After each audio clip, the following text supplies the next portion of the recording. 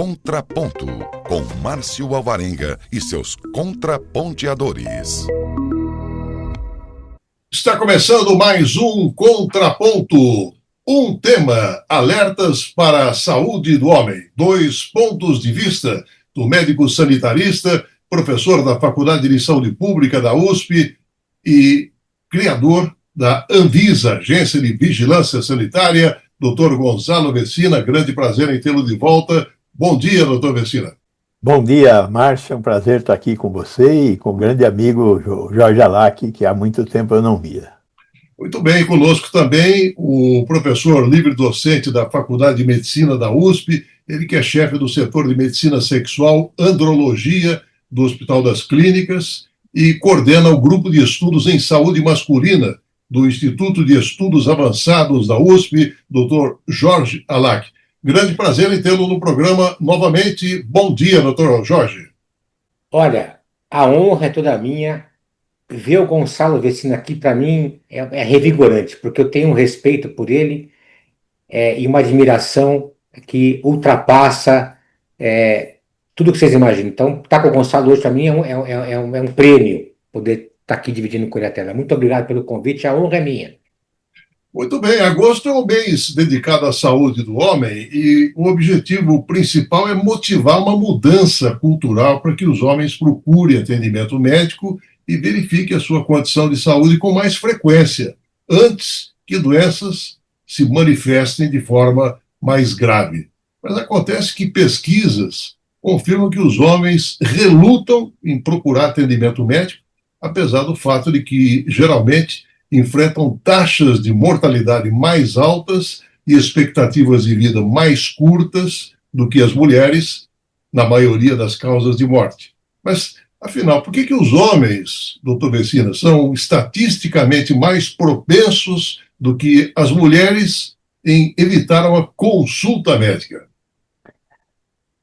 Essa é uma boa pergunta e a resposta é uma resposta ruim, né?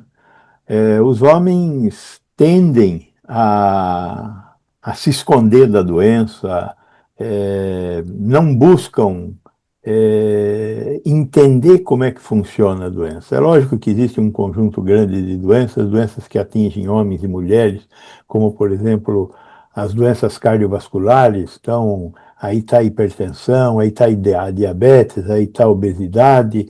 O homem acaba descuidando desses pontos. E em relação a doenças mais masculinas, como é o caso do câncer de próstata, desse tipo de problemas, o homem, mas também em relação a outros cânceres, como o câncer de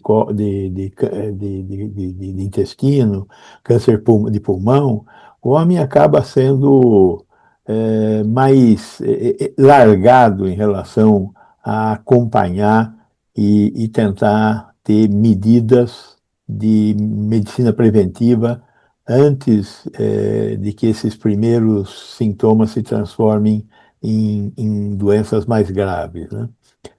O Jorge, que tem atuação médica, com certeza vai dar explicações melhores do que a que eu estou dando aqui.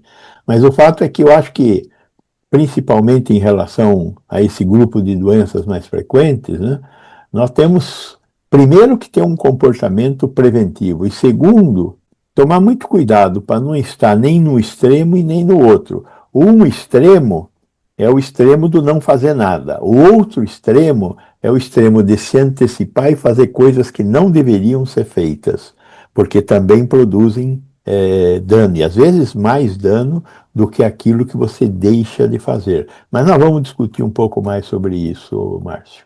Doutor Jorge, eu queria aproveitar do seu contraponto. Parece que no Brasil, né, diferentemente dos Estados Unidos e também muitos países europeus, parece não existir uma preocupação dos pais, por exemplo, em levar o filho para consultar um urologista pediátrico. E o receio contra o urologista, de repente, pode começar lá na infância, onde o tratamento da fimose, por exemplo, pode ser feito com pomadas, com cremes, né? E eu queria que o senhor falasse exatamente dessa herança histórica que, de repente, pode se estabelecer essa cultura do homem em relutar um pouco em procurar o médico. Pois bem, eu vou fazer uma retrospectiva em relação à minha atuação como urologista, como andrologista.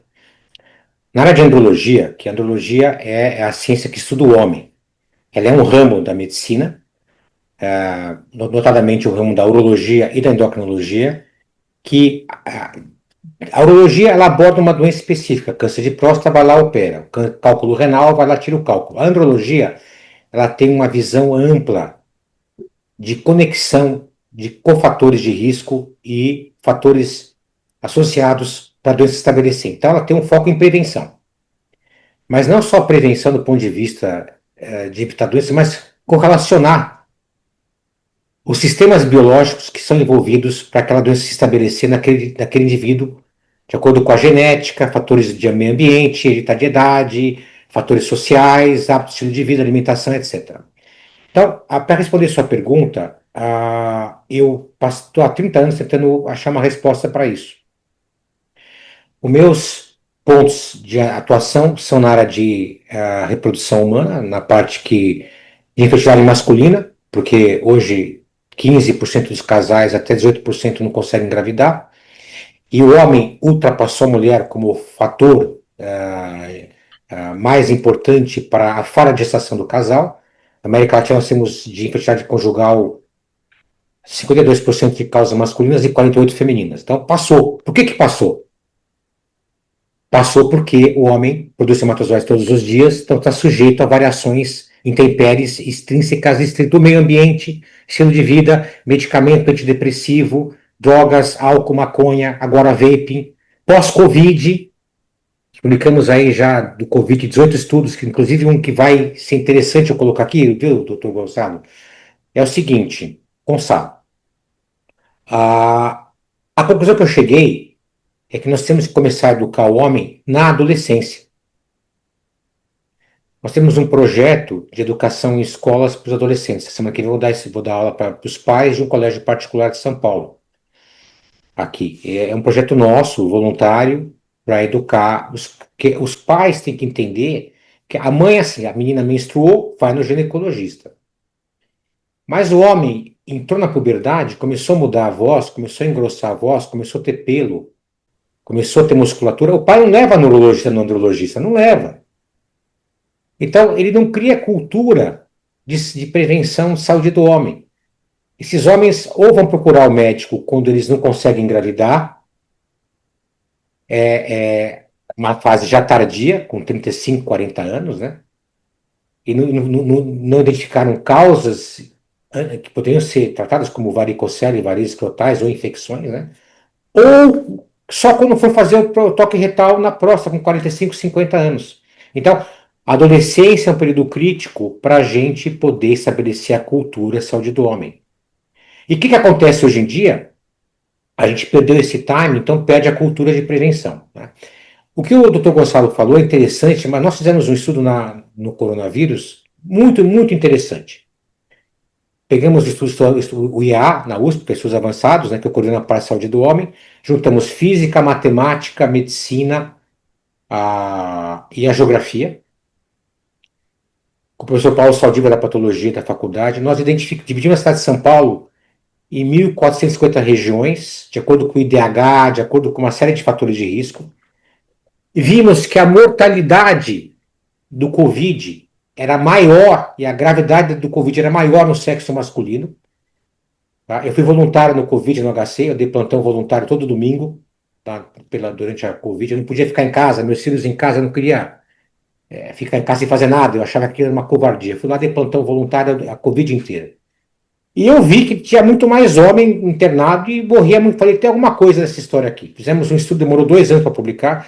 Pegamos o estado de São Paulo inteiro, toda a mortalidade, morbidade, milhares de dados. Vimos quem sobreviveu, quem não sobreviveu. Ficou 2 anos fazendo isso aqui. A geografia pegou por geoestacionamento do satélite, onde cada um morava, bom, enfim. 9 análises de regressão, conclusão final. Então, 24% a mais de mortalidade no Covid, o sexo masculino do que o feminino, devido a fatores biológicos não relacionados a essa questão de falta de procurar médico de maneira precoce. Então, o que acontece? o homem tem razões biológicas para certas doenças, particularmente doenças virais, infectocontagiosas, que propiciam a ele ter mais mortalidade e mais morbidade que o sexo feminino. Então não é só a questão que o homem não vai cedo, que isso também está certo, que ele não vai procurar auxílio na hora certa, que ele não faz prevenção, que ele só vai com uma doença estabelecida, entendeu? Então tem fator biológico também implícito. E aí nós continuamos as pesquisas. Nós vimos, por exemplo, que no caso da Covid, uma fonte de entrada do vírus no organismo, além do pulmão, são os testículos, que tem um receptor chamado ACE2 e tem um primer, ou seja, o testículo tem, igual ao pulmão, a chave e a fechadura para o vírus ligar na célula, enquanto que o ovário só tem a fechadura, mas não tem a chave. Então, 24% a mais não é desprezível. Tá? Ou seja, além de tudo isso que a gente falou, fatores culturais, teimosia, falta de tempo que tem que trabalhar, a literatura médica coloca isso como preponderante, mas não é. Também, isso aponta para uma outra questão, inclusive de saúde pública, Gonçalo, porque o homem, em termos de várias questões de saúde, é o sexo frágil. Não é a mulher o sexo frágil é o homem, que se acha o sexo forte. Ele morre mais de câncer, ele morre mais de infarto. Você vê que as mulheres agora estão competindo em termos de infarto, porque estão fumando muito, estão trabalhando, estão estressados, então agora estão chegando lá também. É uma péssima competição, mas estão conseguindo chegar lá. Né? Então, isso é muito importante a gente ter essa noção que o homem tem fatores de risco biológicos intrínsecos ao sexo masculino. Tá? Bom, então, doutor Vecina, em cima de tudo que o doutor Jorge colocou, será que para os homens, mesmo sabendo do risco à saúde, se torna impossível começar a discutir mudança no estilo de vida? Não, pelo contrário, eu acho que o Jorge está fazendo é nos dar um alerta de que existe um problema, provavelmente existe um problema, dado esse levantamento que ele fez aí durante a Covid, existe um problema biológico que nós temos que estudar mais, aprender mais com ele. Né? Quando você olha, por exemplo, tem alguns dados históricos que a gente deixa de lado e que valeria a pena a gente pensar neles.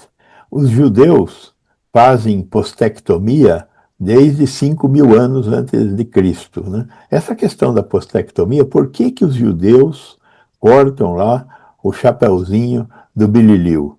Né?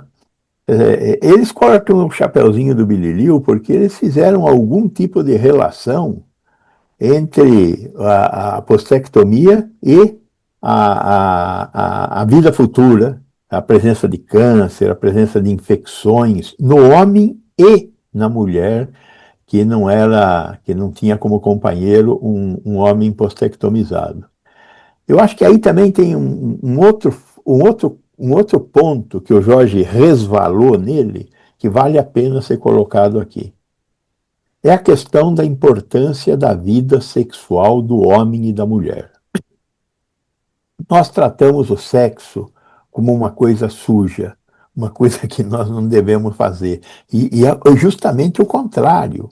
O sexo é uma coisa fundamental na vida da humanidade. Não só por causa da reprodução, por causa do prazer do sexo. Né? Então, esses problemas que o Jorge está encontrando aí, que tem que ir dar aula lá para os pais, é um problema da negação da importância do sexo, o que é muito mais fácil ter em relação ao homem do que em relação à mulher, porque na mulher o ciclo menstrual desperta em todo mundo que ela está apta a ter uma vida sexual.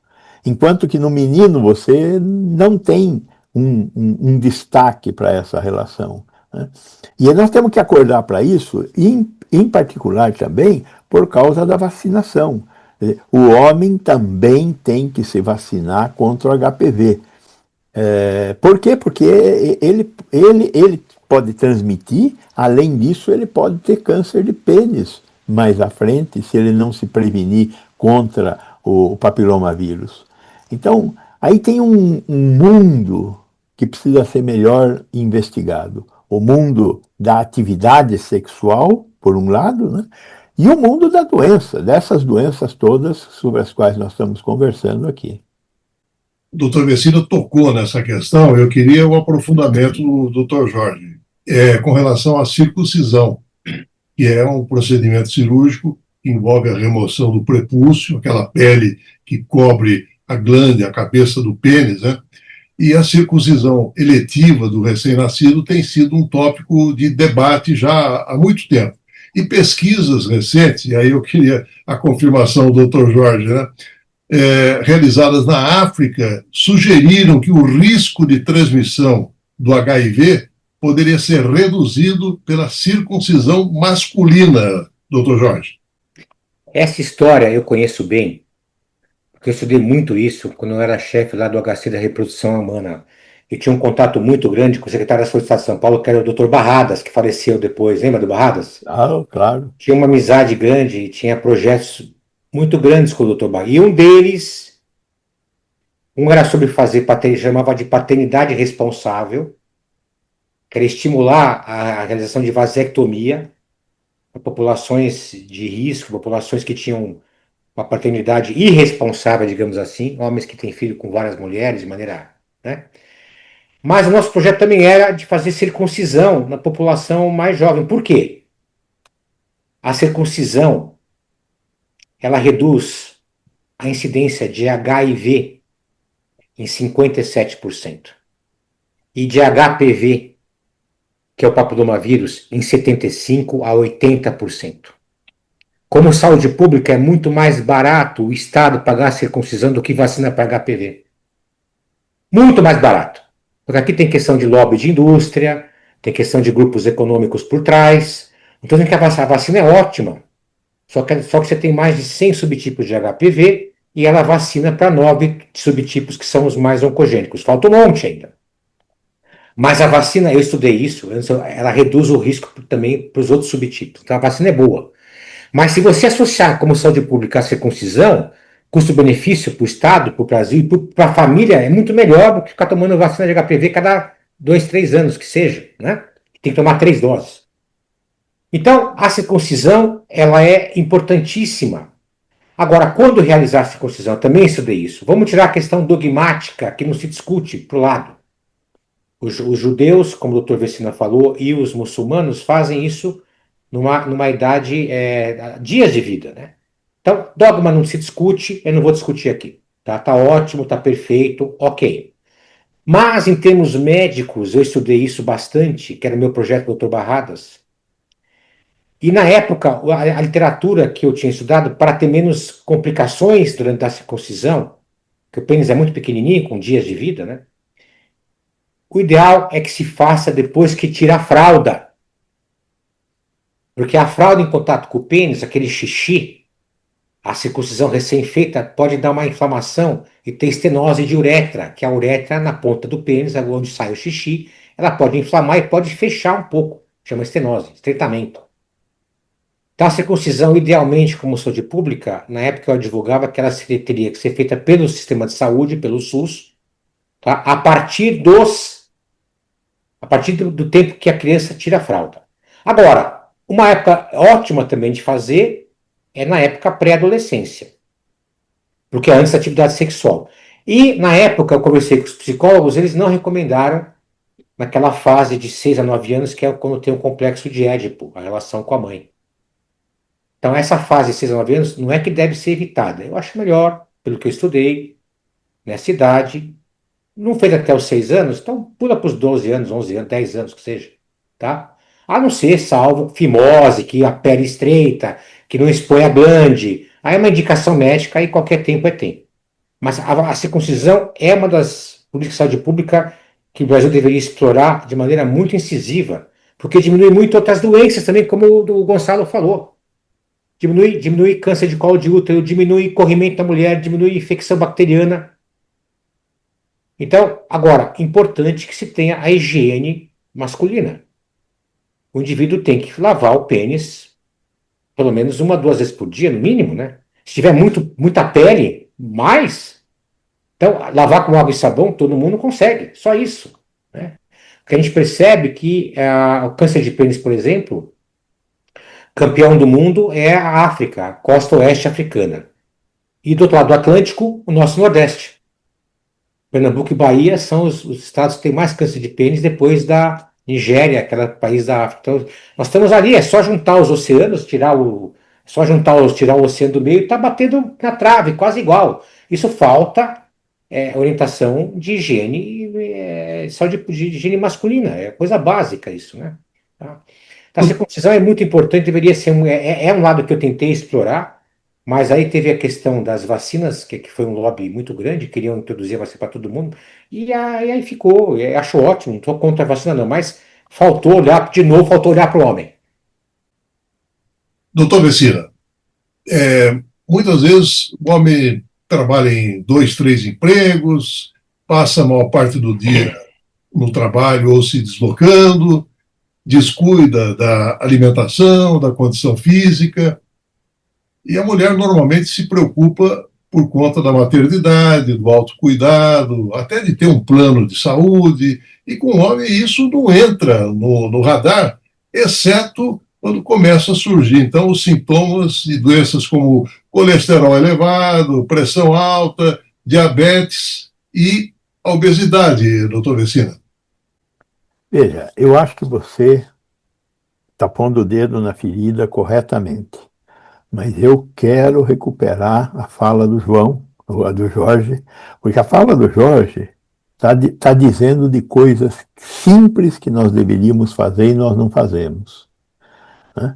Quer dizer, a higiene do órgão sexual é fundamental. Quer dizer, os judeus e os muçulmanos faziam a circuncisão sem saber por quê, mas o que a circuncisão permite fazer é uma melhor higiene do órgão sexual, ponto. Né? Sem o que a gente vai ter mais problemas e vai levar mais problemas para as mulheres. Por que o Brasil é um país de desdentados? O Brasil é um país de desdentados porque nós não conseguimos entender o que é placa, o que é a inflamação gengival. E o fato de que nós temos que ter uma higiene bucal adequada, e essa higiene bucal nunca será adequada sem fio dental, sem limpar entre os dentes. Então, nós vivemos um país de desdentados por não fazer uma coisa trivial, que é a higiene bucal. A mesma coisa em relação às doenças cardiovasculares, que hoje são a principal causa de morte no Brasil, 35% da mortalidade. Qual é o problema das doenças cardiovasculares?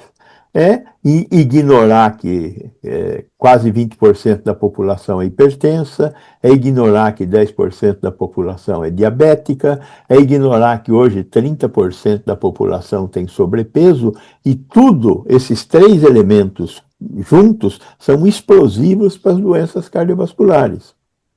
Ora, também os comportamentos nossos em relação à alimentação, à bebida, a cigarro, são terríveis para os outros 20% da mortalidade, que é a questão do câncer, os diversos tipos de câncer. Né?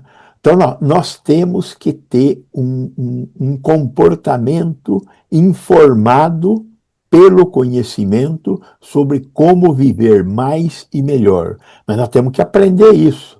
Né? Nós temos que aprender e praticar, que fazer exercício físico é fundamental. Nós fomos feitos para correr de quem nos quer comer.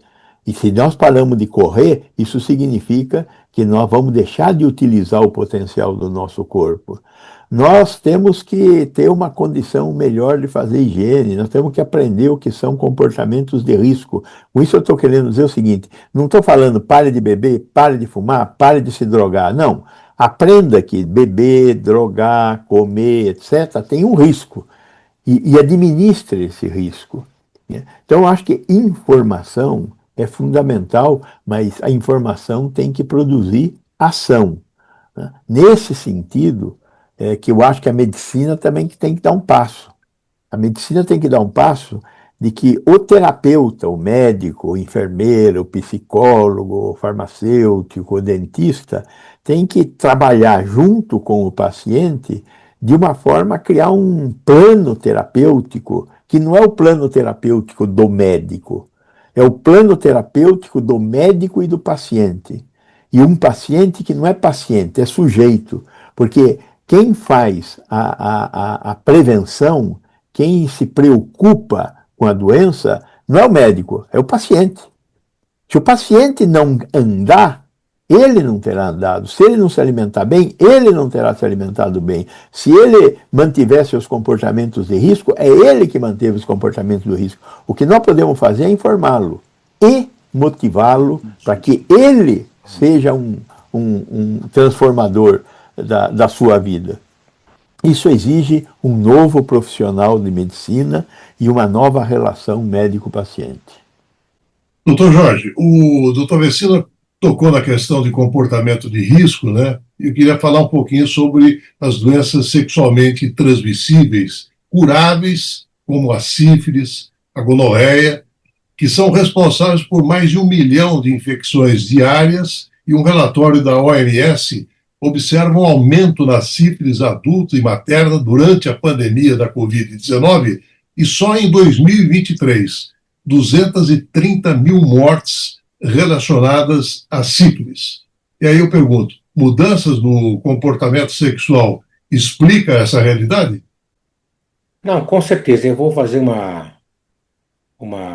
fazer uma análise assim mais profunda desse ambiente de IST, né, infecção sexualmente transmissível, e também de práticas de sexo anal, né? Que nós estudamos isso de maneira forte desde 2011, com pesquisa. Né? Em termos de IST, tem aumentado muito a incidência de sífilis e gonorreia.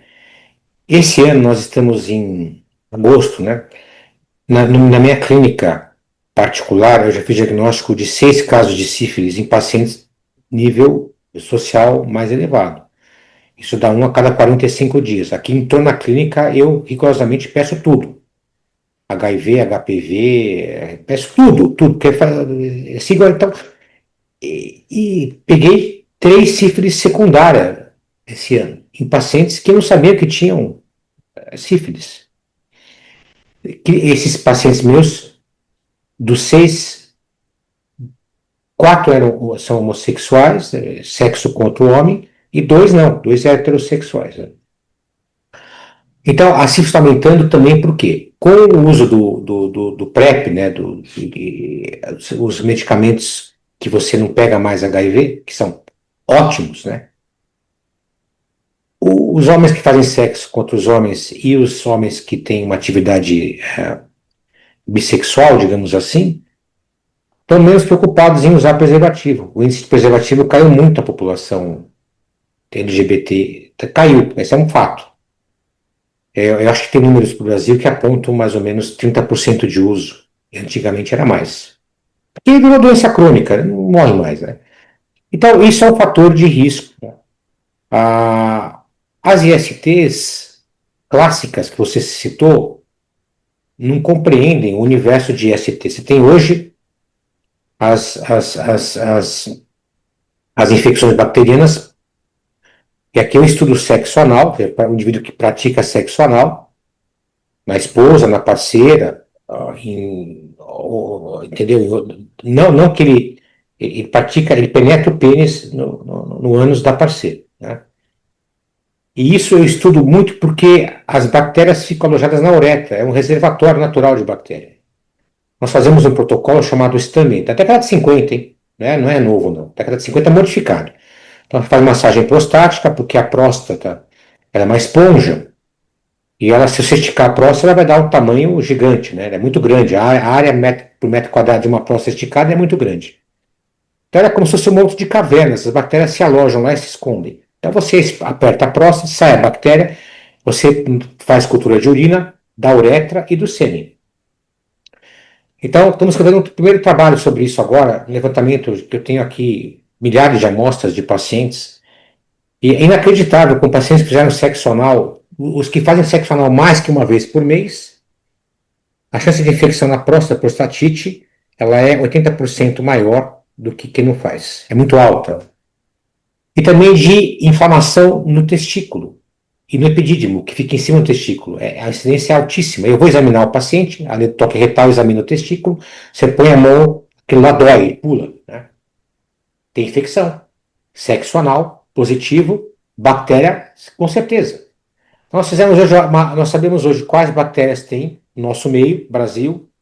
Sabemos também os antibióticos que mais são eficientes, que não seguem muitas vezes a recomendação do CDC americano, do guideline americano. A nossa bactéria é uma bactéria brasileira. A resistência bacteriana é um pouco diferente do que está na literatura médica. Trabalho de altíssima importância. Então, não é só a IST. A recomendação minha é sobre sexo anal sem preservativo. É seríssimo isso. Agora, a Secretaria da Saúde do Estado de São Paulo, eu estou fazendo um curso que eles pediram para fazer, no HCX, sobre saúde do homem. Eu coordeno o curso. Uma aula nossa sobre sexo anal. Lembrando que bactérias como ureaplasma, micoplasma, são bactérias pouco diagnosticáveis numa cultura normal. Elas têm predileção no homem pelo epidídimo, que é onde vai sair o espermatozoide, e na mulher pela trompa. Pode causar uma inflamação que ela não consegue engravidar.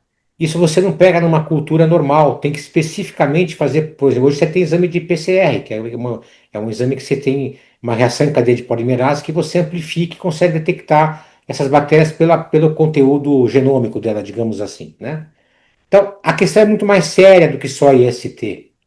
A questão é, de novo, que o Dr. Gonçalo falou: prática sexual, prevenção, higiene, uso de preservativo, evita tudo. E digo mais: sexo oral. Os homens vão procurar uma garota de programa e ela faz sexo oral nele sem preservativo. Pode pegar gonorreia, pode pegar sífilis, pode pegar doenças. Porque, infelizmente, essas meninas praticam sexo oral em dezenas de homens por mês ou por semana. Então você imagina o cruzamento de bactérias aí, é uma Avenida Paulista na hora do rush de bactérias indo para lá e para cá. E isso contamina. Ela pode nem, coitada, nem sabe que tem isso, mas ela passa de um para o outro. Então, a minha recomendação para os homens no sexo oral também é usar preservativo. Eu sei que é ruim isso, né? Só reclama, não tem jeito. Tem que, de novo, o que o Gonçalo falou: prevenção, higiene, cuidado. Então, EST é uma coisa seríssima. E lembrando que aqui temos uma consequência que nós não estamos falando. A consequência chama-se a criança, o recém-nascido, Ah, sim. né? A transmissão vertical mãe-filho de sífilis congênita. A sífilis congênita não é uma doencinha. No homem, a sífilis é diagnosticável, embora o Jorge tenha falado, pegou sífilis secundária, já é uma sífilis que evoluiu, mas o tratamento da sífilis no homem e na mulher é diagnosticado de maneira muito simples, com um exame muito barato, é tratado de maneira muito simples, com um antibiótico muito barato. Dolorido, mas barato. Então, por que que nós estamos tendo crianças com sífilis congênita? Sendo que uma criança que tem sífilis congênita está condenada a ter uma vida muito pior. Vai ter problemas ósseos, vai ter problemas dentários, vai ter problemas mentais. Essa criança, sendo que 100% dos partos no Brasil hoje são partos hospitalares, ou seja, o diagnóstico da mãe foi feita. A mãe foi tratada e teve reincidência porque nós não tratamos o homem. Por que nós não tratamos o homem?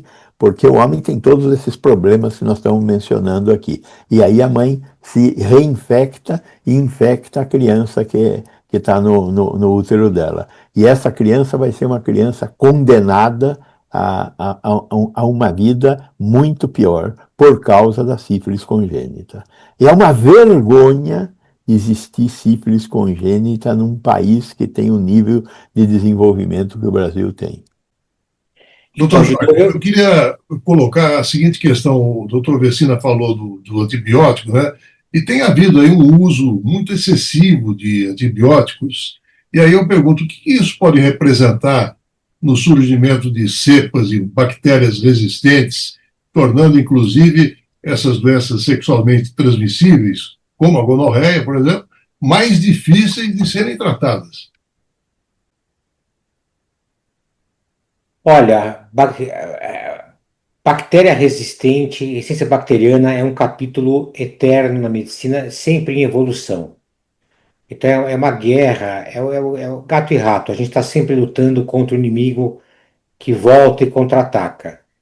E felizmente a ciência tem dado respostas à altura. Só que os antibióticos estão ficando cada vez mais caros. Não é só a questão de resolver. O custo para a saúde pública está impagável.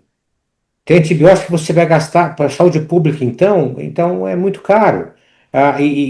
Por exemplo, um antibiótico muito comumente usado é a ciprofloxacina, em urologia. Você vai para o socorro, tem uma infecção, o cara vai lá te dar esse antibiótico.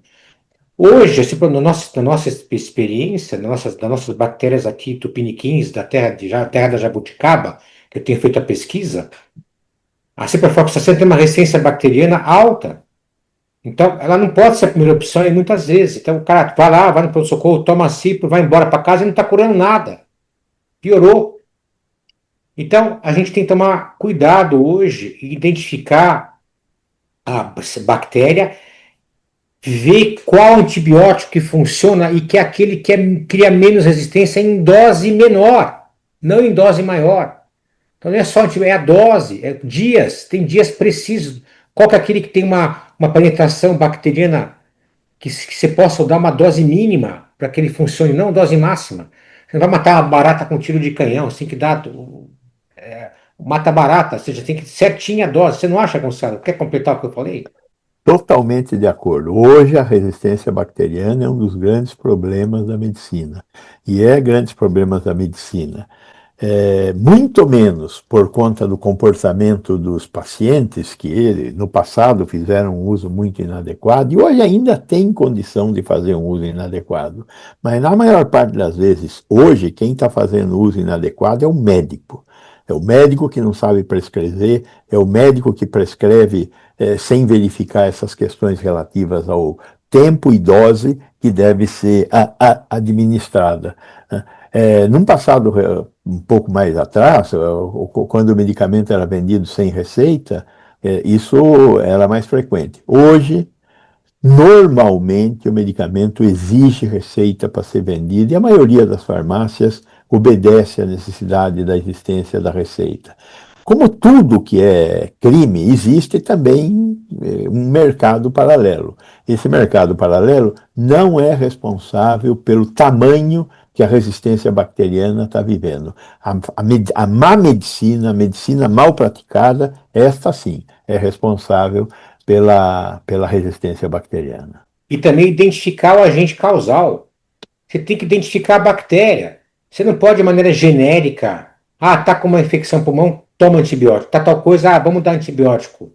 Então, isso está queimando os antibióticos tradicionais porque as bactérias estão com resistência. Tem que identificar o agente causal e tratar especificamente para aquela bactéria. Você tem que saber o nome e sobrenome da bactéria. Não chamar de Silva ou de Joãozinho e todo mundo igual. Não pode aqui, em tratamento bacteriano. Esse é um detalhe importantíssimo que o Gonçalo falou. E realmente existe e hoje em dia você tem não só culturas, né? Você tem PCR, que nem eu falei, é fácil identificar as bactérias, não está difícil hoje. Doutor Jorge, eu li um estudo do Hospital Geral de Viena, na Áustria, e analisou mais de perto a eficácia dos métodos de exame comuns para a detecção precoce do câncer de próstata. E aí verificou-se que o exame do toque retal não teria vantagem sobre o exame de sangue do PSA para detectar o câncer de próstata. Os resultados do estudo do Dr. Sharok Shahriar, que é do Departamento de Urologia do Hospital Universitário de Viena, eles foram publicados recentemente na Revista Europeia de Urologia Oncológica. E a principal alegação, doutor Jorge, seria de que o toque retal ele só permite que o clínico sinta a parede traseira da próstata e quaisquer anormalidades localizadas na parte central ou frontal da glândula não poderiam ser sentidas. Procede a avaliação? Eu conheço o estudo e, como tudo em ciência, você tem para todos os lados a pesquisa científica, para lá e para cá, né? O que acontece é o seguinte: câncer de próstata. Dos cânceres de próstata, 82% se originam nessa zona periférica onde o toque retal alcança. Então, 18% só que é na zona central, onde o toque retal não alcança. E é um conjunto de fatores. O check-up do homem da próstata, ele exige o exame do PSA, que é o antígeno prostático livre, que não é o exame específico para câncer de próstata. Ele é uma molécula que ela é liberada pelo epitélio, pelas células prostáticas, que está aumentado também a infecção da próstata. 1 grama de próstata infectada libera bastante PSA. 1 grama de câncer ele pode liberar igual a 1 grama de infecção ou mais. E 1 grama de tecido prostático benigno também libera PSA 10 vezes menos. Então, o que acontece? O PSA é produzido em várias patologias da próstata, o que significa que o toque retal não é só para câncer. Eu faço muito mais diagnóstico de prostatite de infecção subclínica ou tem sintomas, desconforto, inflamação na próstata do que câncer. Toque retal vale para você avaliar a próstata. Não fazer toque retal é uma coisa irresponsável. Tá? O que você pode argumentar, então, resumindo, toque retal é fundamental, tem que ser feito a partir dos 45 anos para quem tem histórico familiar de câncer de próstata, pai, linhagem paterna. Não adianta ser o pai da mãe, não resolve, é paterna, é cromossomo Y. É o pai, é o tio, é o irmão do pai. Hereditariedade importantíssima em câncer de próstata. Também obesidade, fatores de risco. Mas, então, toque retal, PSA e ultrassom. Esse é o check-up clássico, anual. E digo mais, se for substituir o toque retal, como saúde pública, o exame seria uma ressonância multiparamétrica, que é caríssimo. Como é que se faz uma ressonância multiparamétrica? Custa milhares de reais, em termos populacionais. É inviável, demora 1 hora e meia o exame. Não tem máquina, é inviável. É loucura falar isso aqui. Então, esse estudo pode se aplicar numa população altamente, num país primeiro mundo, que tem dinheiro para tudo. Mas o que ele pode justificar com isso é não fazer o toque retal ou PSA para populações acima de 80 anos de idade, que é algo que pode ser falado. Por quê? O câncer de próstata, quando você tem 80 anos, a chance de você ter um câncer indolente, que não vai morrer disso, é 80%. Tá? É 80-80. Se pegar um cara de 80 anos que corre, se exercita, que faz ginástica, está super bem, ótimo. Se pegar um de 80 anos que tem doença cardiovascular, pulmão ruim, não consegue andar, para que vai ficar investigando um câncer de próstata que ele vai ter, que não vai morrer disso? Então, nesse sentido, está certo. Agora, câncer de próstata, não bobeie. É uma doença prevenível. Eu fiz um diagnóstico agora de câncer de próstata num paciente que veio no passado não tinha nada. Esse ano tem um câncer de reto. De reto. Eu fiz toque retal, não consegui. Então não era nem de próstata. Câncer de reto. Como que o toque retal não pode ser feito? Então você examina quantas coisas na ampola retal. Próstata, infecção na próstata, prostatite, câncer. Câncer de reto. Tem que fazer toque retal.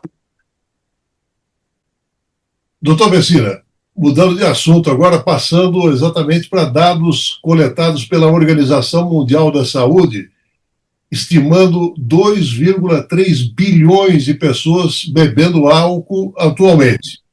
Embora o consumo do álcool seja claramente uma tendência mundial, existem alguns países, claro, com taxas muito acima da média, como é o caso da Romênia, que é tido como o país do maior número de bebuns.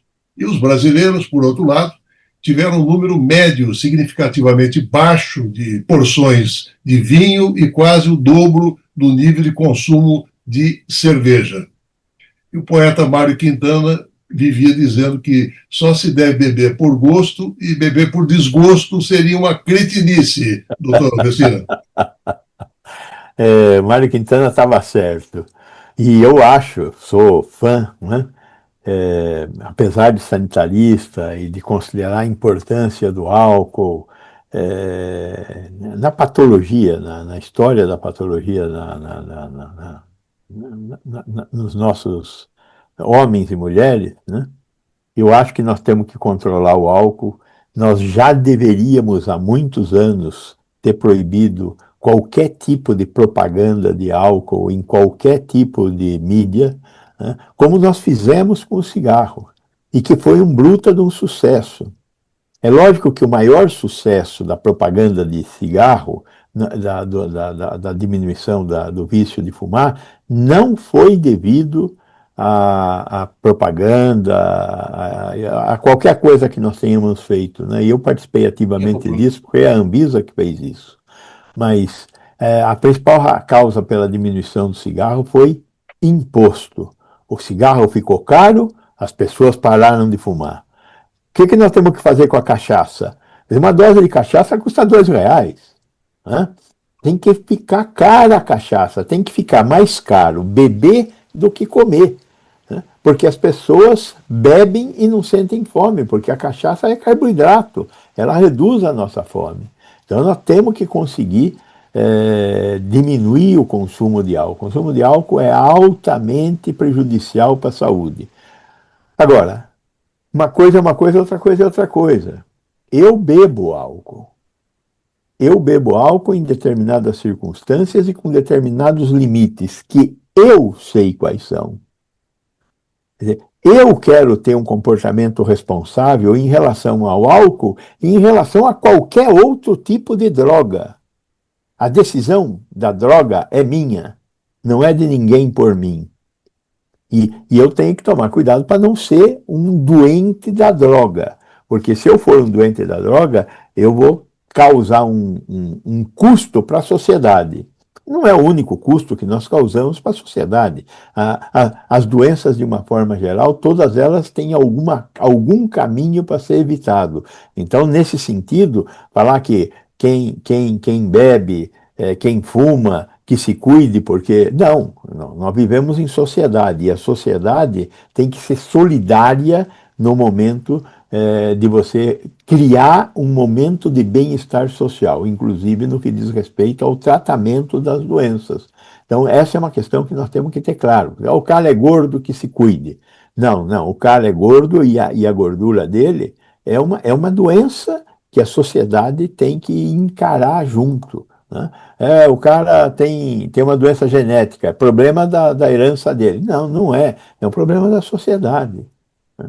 Nós temos que aprender isso, que viver em sociedade significa também tratar em sociedade. Por isso a saúde pública é fundamental, por isso ter um sistema universal de atenção à saúde, com as características do SUS, com as características do NIH, lá o sistema de saúde inglês, de Espanha, de Portugal, da Itália, do Canadá, é fundamental. Por quê? Porque as doenças têm uma característica social e nós vivemos em sociedade. Então, o álcool é uma doença, o alcoolismo é uma doença importante, e nós temos que tomar providências em relação a diminuir o consumo de álcool. Eu acho que nós nunca vamos conseguir negar o consumo de álcool. Eu, pessoalmente, não deixaria de consumir álcool aos 72 anos. Ponto. Eu vou morrer tomando umas cachaçinhas. Umas cachaçinhas, que eu sei qual é o limite. Doutor Jorge, o uso do álcool também ele pode contribuir para problemas de saúde mental, como a depressão, causar diminuição da saúde sexual e reprodutiva, como a disfunção erétil, e também considerando que as empresas do setor, né, são grandes anunciantes, aí os veículos de comunicação parecem não ter muita disposição em discutir isso que nós estamos tratando hoje aqui, né? Olha, o que o Gonçalo falou, eu assino embaixo 100%. Sociedade significa civilidade, significa a gente viver num ambiente civilizado, civilizatório. É um diferencial da espécie humana a gente conseguir ter isso, viver em sociedade, viver como civilizados, né? Agora, a questão do álcool ela é seríssima sobre todos os aspectos, porque o álcool é culturalmente aceito. Então, assim, é, qual que é o limite de álcool? Recentemente saiu um relatório do Surgeon General americano colocando o álcool com câncer, aumentar muito a incidência de câncer. E agora ele recomendou limite zero. A dose aceita de álcool é zero. Eu concordo com o Gonçalo, o zero para álcool é radical. Eu adoro cachaça, é a minha bebida preferida também. Eu sou brasileiro, eu adoro, assim, mas eu bebo por ano de cachaça, por ano eu bebo 2 litros de cachaça. Que eu abro na minha casa e tomo sozinho, dá 1,5 litro, 2 por ano, tá? Não é por semana nem por mês, né? Eu gosto de vinho. Eu e minha esposa, a gente bebe mais ou menos 2 garrafas de vinho por mês juntos. Já gostei mais, agora estou gostando menos, né? Então, assim, o álcool, eu diria que tem que ser usado com muita moderação, não é moderação. Em termos de saúde masculina, eu tenho um aluno de mestrado fazendo o mestrado dele com álcool. Estamos levantando aqui centenas de pacientes, correlacionando com a parte hormonal, com a parte reprodutiva, a parte sexual. E o álcool tem sim uma correlação significativa com infertilidade masculina, muito menos que a maconha. Maconha eu estudei durante 21 anos, minha tese de docência. Nós fizemos uma análise de regressão com 32 fatores de risco para a parte masculina. A maconha ficou o pior de todos. A maconha é terrível. Isso que o STF fez de liberar 40 gramas por dia, na minha opinião, é uma aberração. Aberração. Outra palavra para falar. 40 gramas são 132 cigarros de maconha por dia. Cada um tem 0,3 gramas. Então, esse negócio da maconha foi uma aberração, desculpa eu falar. Tem outro termo para essa liberação de maconha pelo Supremo Tribunal Federal. O André Mendonça, com que eu fiz um parecer para ele, fez uma posição muito interessante. Tem um documento que foi feito por mim e pelo um colaborador meu, o Ivo Folto, rodou o Congresso, rodou o Senado, todo mundo teve acesso ao documento. E mesmo assim votaram por essa aprovação que eu considero horrenda. Mas voltando para o álcool, ele pelo aculturamento que ele tem, pelo uso uma faixa etária jovem, adolescente. Você sabe qual que é o uso de álcool no adolescente do estado de São Paulo? Com 17 anos, 75% já provou álcool, quase 80%. Provou álcool. Maconha dá 9,8%, cocaína dá 2%. Álcool quase 80%, com 17 anos. Com 15 anos dá 60%. Quer dizer, está errado. Lembrando que o testículo e o cérebro se formam até os 25 anos de idade. A adolescência, no conceito biológico, fisiológico, deveria se estender até os 24 anos de idade. Aliás, na Europa já se defende isso. Então, nós estamos atacando o indivíduo que vai pagar o preço pela vida inteira, usando o álcool de maneira discriminatória. Eu dou palestras aos pais frequentemente, sempre tem um que levanta e fala assim: olha, eu aprendi com meu avô a tomar vinho aos domingos. Meu filho toma vinho desde 9 anos de idade, um cálice pequenininho. Eu ensino meu filho a beber. Eu ouço direto isso aqui. Eu ensino melhor aprender comigo que aprender na rua. Está errado. A tolerância para o álcool é zero nessa faixa etária. O cara adulto, o doutor Gonçalo, tem 72 anos, ele faz o que ele quer da vida dele. Mas você não pode falar que um menino de 18 anos pode fazer o que ele quer da vida dele. Ele não tem maturidade emocional para isso ainda. E a professora Zilá Sanches, da Unifesp, tem estudos fantásticos sobre álcool na adolescência, e ela provou, ela mostrou que o que inibe o álcool é o que o Gonçalo falou: preço altíssimo. Por mim, o álcool custaria 10 vezes o que custa. Tá? Você fala de pinga, de cachaça, tem aquelas coroninhas que você compra assim, de plástico, que o cara vende sabor tutti-frutti, sabor laranja, que é pequenininho, custa R$1,50. Parece suco de uva, aquele suco de laranja. É um absurdo. O ml de álcool tem que ser caríssimo. Outra coisa que eu falo há muitos anos, sempre fui voto vencido. Não pode colocar para vender álcool em supermercado junto com água mineral. A criança vai crescer olhando cerveja aqui e álcool aqui. E água. Água aqui, cerveja aqui. Está errado. Tem que ser que nem na Europa. Liquor house, separado, fechado. Nem vê que tem lá dentro. O cara tem que abrir uma porta e entrar no ambiente só maior de idade.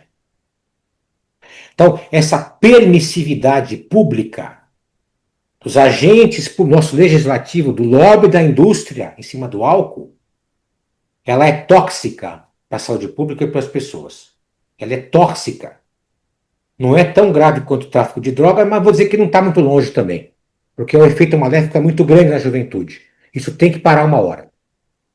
Doutor Messina, na Austrália, pesquisas apontam que os homens são mais propensos do que as mulheres a ter usado a cannabis recentemente, a maconha. Mas essa diferença ela está diminuindo à medida que menos homens e mais mulheres relatam o uso recente. E os adolescentes, hein, doutor Vecina? Veja, o Jorge já colocou o dedo nessa ferida. Eu, pessoalmente, não sou um usuário de maconha, nem nunca fui um usuário de maconha, mas eu não tenho nada contra o uso da maconha. E eu penso, eu entendo o que o Jorge colocou e respeito a opinião dele, mas eu acho que a posição do STF é mais no sentido de evitar a criminalização da posse do que discutir a quantidade do uso que pode fazer mal. E eu acho que hoje o Brasil é o segundo ou terceiro país do mundo em população carcerária. E 30, 40% dessa população tinha que estar fora da cadeia, porque estavam vendendo ou estavam portando uma quantidade desse tipo de veneno pequena. O que é pequeno? Pequeno é 40 miligramas, 40 gramas, é menos, é mais? Eu acho que primeiro, o que nós estamos fazendo para combater drogas, que é usar a força policial, está errado. Segundo, eu acho que nós temos que trazer informação e aumentar o preço. É essa que é a saída. Você vai ser informado do que acontece e vamos ver a questão do preço. Eu acho que esse é o caminho que nós temos que trilhar. E enquanto nós acharmos que nós somos capazes de vencer a batalha das drogas com a polícia, nós estamos totalmente enganados. Nós criamos uma nova indústria, que é a indústria do PCC, que é a indústria da criminalidade. Embora também, de uma forma ou de outra, a gente sempre vai ter algum tipo de criminoso, né? Mesmo os países que liberaram ou têm um modelo mais civilizado de controle de drogas, os países do norte da Europa em particular, eles têm seus problemas também, né? Apesar do alto nível de civilização e da presença do Estado, no sentido de garantir o que eles chamam muito corretamente, e nós não temos aqui, de bem-estar social. Nós não temos um regime de bem-estar social. Mas, de qualquer forma, eu acho que nós temos que entender essa questão da drogadição dentro desse espaço da autonomia que uma pessoa civilizada tem que ter do que vai fazer com o seu corpo. E isto tem que ser socialmente discutido, porque as consequências dessa autonomia são consequências de toda a sociedade. Então, o drogadito, ele tem que ser tratado pela sociedade. Então, a sociedade tem que garantir um nível de informação suficiente, necessário, e um conjunto de medidas, como, por exemplo, definir preço, não ter propaganda, não tornar glamuroso o consumo de drogas. Esse conjunto de coisas não é um conjunto simples, é um conjunto complexo. Nós hoje estamos vivendo a epidemia de VAPs. E os VAPs são piores do que o cigarro. E a indústria o que quer? Quer produzir VAP. Para quê? Para manter as crianças, os adolescentes, escravos da nicotina, que é o produto cancerígeno e que tem efeitos cardiovasculares devastadores e também pulmonares. Então, nós temos que ter um pouco mais de bola no chão e discutir de maneira mais adequada informações que levem as pessoas a elas tomarem suas decisões em relação aos comportamentos de risco. O comportamento de risco não é da polícia, o comportamento de risco não é da medicina, é do conhecimento individual. Eu vou tomar decisões em relação ao meu comportamento de risco. Seu contraponto final, doutor Jorge? Olha, eu concordo parcialmente com o Gonçalo e aqui eu vou tomar a liberdade de discordar parcialmente também com o Gonçalo. Concordo com ele que é uma decisão individual, Mas um garoto de 14, 15, 13, 18 anos não tem condições de tomar essa decisão por si próprio. Ele é induzido pelo ambiente e por outros fatores que o influenciam a usar uma droga que porventura ele não ia usar. Segundo lugar, a questão da criminalização da droga pelo STF, a decisão foi feita por termos jurídicos em questão a encarceramento. Ok, do ponto de vista médico, eu não retiro o que eu falei. Para mim é uma aberração a liberação. Eu estudei maconha por 21 anos. Em termos profundos, eu ganhei um prêmio da American Heroic Association, nós descobrimos como que o THC lesa a membrana celular. Em 2019 eu ganhei o primeiro lugar nesse prêmio. E basicamente o que o THC faz é criar buracos na membrana celular do espermatozoide. Quando eu falo espermatozoide, eu falo cérebro também. Em termos evolucionários, o sistema nervoso central, ele só acompanha o sistema reprodutivo depois de alguns milhares de anos. Então, aquela espécie tem que se reproduzir eficazmente para depois o cérebro evoluir, né?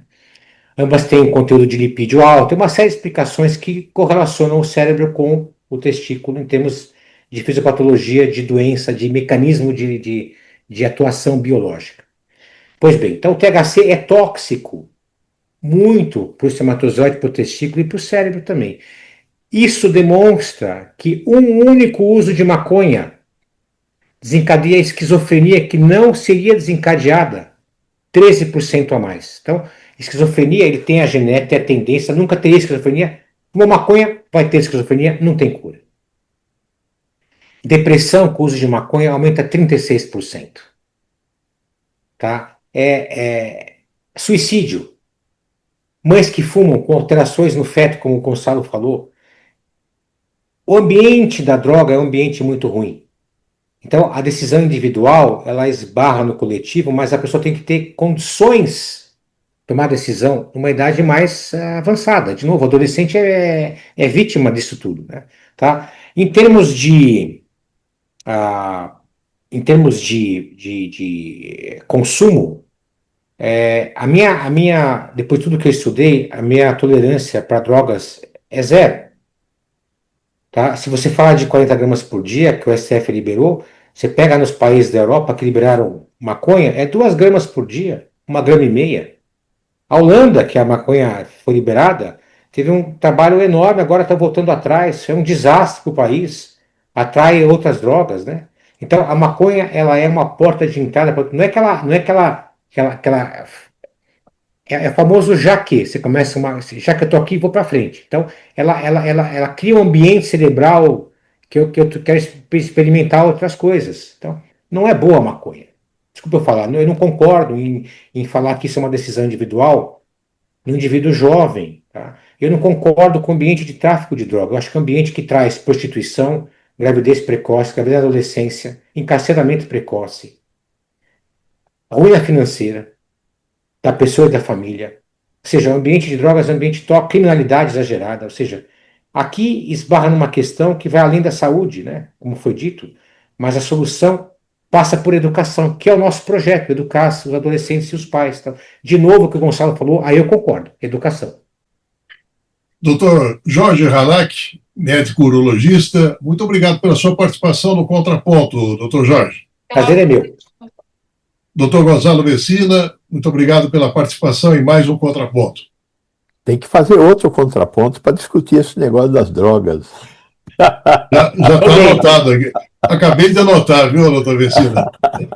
Foi um prazer, muito obrigado, Márcio, muito obrigado, Jorge. Prazer é meu e eu estou honrado de poder dividir com o Gonçalo e com você, Márcio, esses momentos agradáveis hoje aqui. Que o público saiba aproveitar essas informações e usem para o bem. Muito obrigado. Muito obrigado ao Benício Batista. Na edição, José Luiz Caetano, painel eletrônico. Estaremos de volta na próxima segunda-feira, a partir das 11 horas. Tenham todos um excelente final de semana e até lá. Trocando em Miúdos. Programa produzido e apresentado por Márcio Alvarenga. Visite o nosso site www.programatrocandoemmiudos.com.br